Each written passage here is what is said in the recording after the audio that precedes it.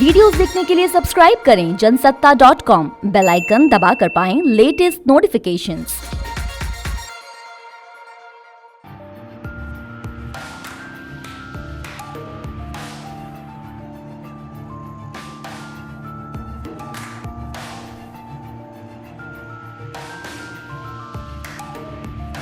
नमस्कार, जनसत्ता में आपका स्वागत है।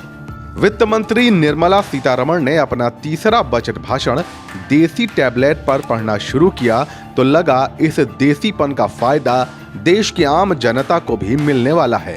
मगर शुरुआती लच्छेदार जुमलों के बाद वित्त मंत्री जब अपने टैक्स प्रावधानों पर पहुंची तो रोजमर्रा की जरूरतों वाली कई वस्तुओं पर टैक्स लगाने से नहीं चूकी।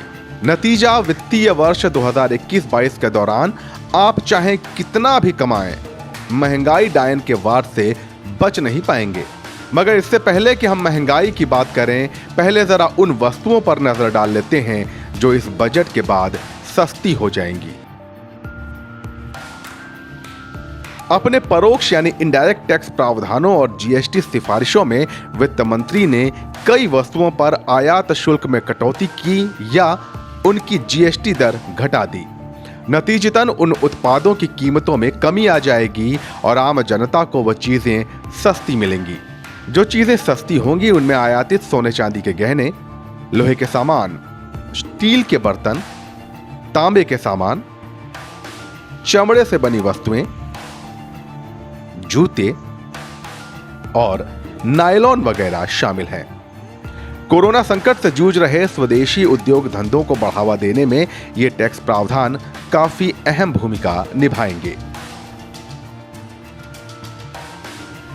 चलिए, अगर आप इन सस्ती होने वाली चीजों का जश्न मना चुके हों तो अब कलेजा मजबूत कर लीजिए, क्योंकि महंगाई का झटका आपको जोर से लगने वाला है।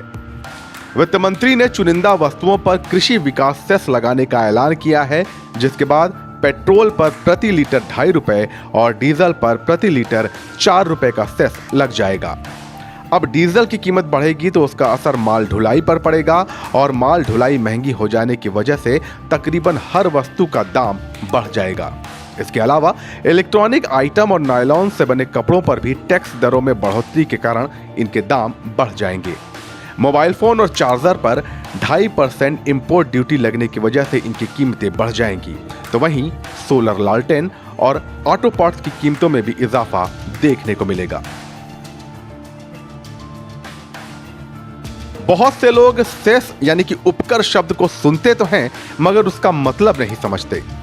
अगर बहुत सरल शब्दों में आप समझना चाहें तो ऐसे समझें कि चोरी छुपे आपकी जेब काटने वाला औजार सेस कहलाता है। ये टैक्स नहीं भी होता है और होता भी है, क्योंकि ये एक इनडायरेक्ट टैक्स है। यानी सरकार इसे टैक्स नहीं कहती, लेकिन आपको देना उसी अनिवार्यता के साथ होता है जैसे कि ये एक टैक्स हो। अब समाज से समाज सेवा के लिए ये सेस मांगा जाता है, लेकिन मांगा ऐसे जाता है जैसे कि कोई आदेश हो। बजट पर हमारी ये रिपोर्ट आपको कैसे लगी, हमें कमेंट सेक्शन में जरूर बताइएगा और बजट से जुड़े तमाम पेचीदा बातों को आसानी से समझने के लिए बने रहिए जनसत्ता के साथ।